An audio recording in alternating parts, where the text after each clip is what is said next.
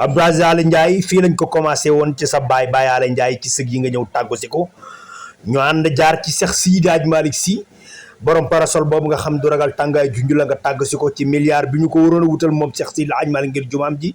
nga jóge fa dem ci doomam ju tedd ja nag Cheikh Seydi Aboubacrine Sy borom bone carré bi borom sakkare yàlla wi ñaan ci xol bu sedd guy yàlla defal ñu jàmm fii la ñu téeree si Ndiaye may sak seega Malamine Fatim Bakar 1 milliard la ñu soxla woon yàlla may nu 1 milliard 500 nangam te bi ma ko gëstuwaatee dégg naa mat na 1 milliard 800 bilaay barke alxuraan yaay jàmbaar billahi yaay jàmbaar bi nga ko annoncé ñu bari dañ ni woon mënul ne waaye yow yaa ma wax ci sa làmmiñ ñi ma Seydi Hadji Malick waxuma la milliard waaye fukki milliard bu ko soxla woon am na ay taalibe yu jàmbaare yoo xamante ni mën nañ ko def